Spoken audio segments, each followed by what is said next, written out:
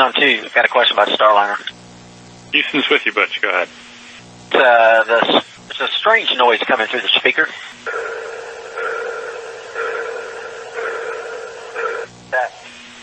All right, Butch, that one came through.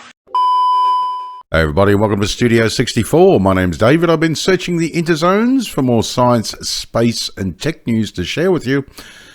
And I came across this at Ars Technica.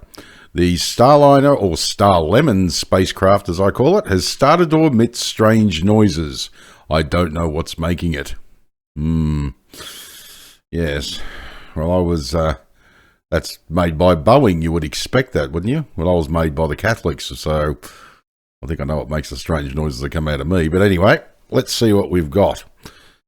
Okay, this should be entertaining, at the very least. Yes. On Saturday, NASA astronaut Butch Wilmore noticed some strange noises emanating from a speaker inside the Starliner spacecraft. I've got to keep remembering to say Starlemon.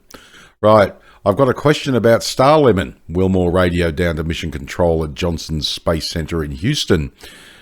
There's a strange noise coming through the speaker. I don't know what's making it.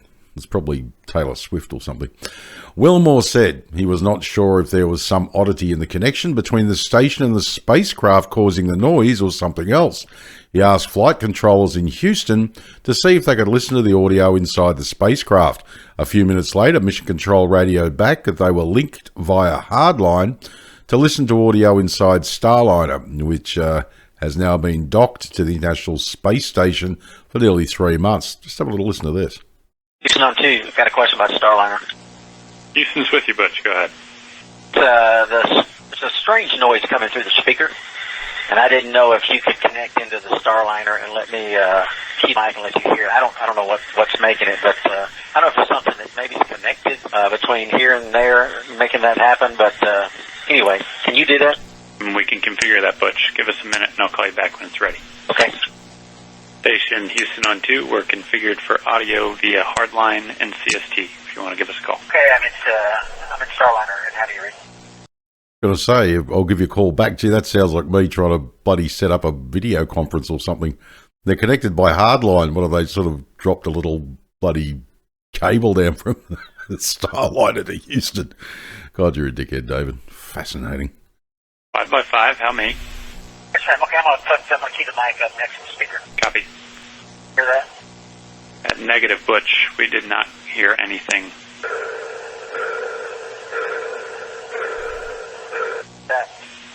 All right, Butch, that one came through.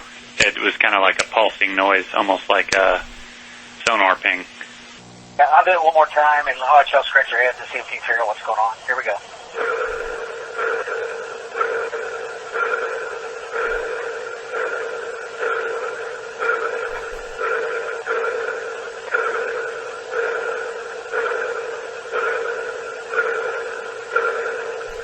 All right, over to you. Tell us if you figure it out. Yep, good recording. Thanks, Butch. We will pass it on to the team and let you know what we find. And Butch, just to make sure I'm on the same page, this is emanating from the speaker in Starliner. You don't notice anything else, any other noises, any other weird configs in there? Nothing else. Everything else is normal. Okay, thank you. Well, you'd certainly want to hope it's coming from the speaker. You wouldn't want to look out the window there of the Starliner and see this little alien banging on the side of the spacecraft with a can opener, would you?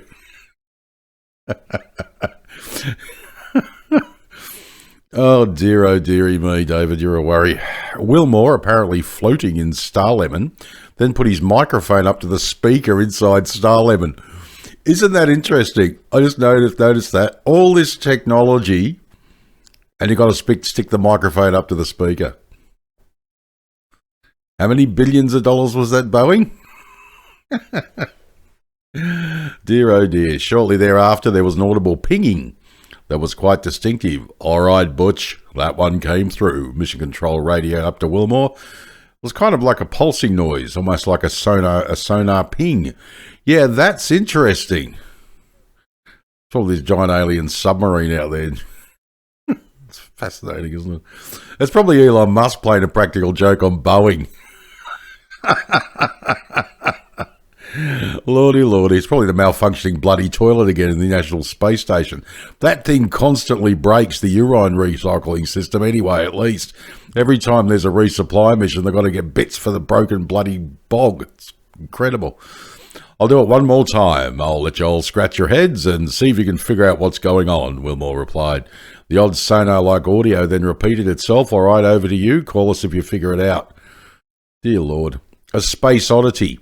A recording of this audio and Wilmore's conversation with Mission Control was captured and shared by a Michigan-based meteorologist named Rob Dale.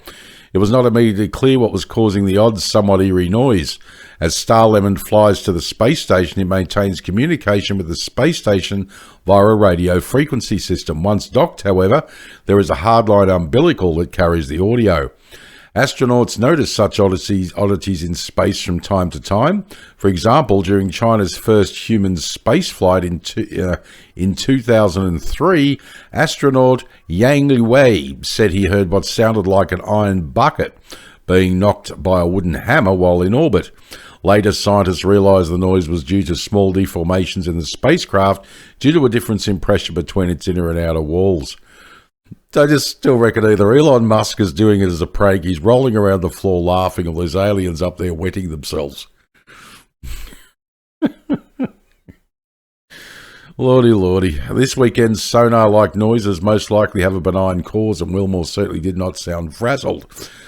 But I tell you what, I'd be so bloody frazzled. The reason is because a sonar-like noise, like something's banging on the outside of your ship, ready to eat you or something, probably doesn't frazzle him after bloody flying in the Starlemon.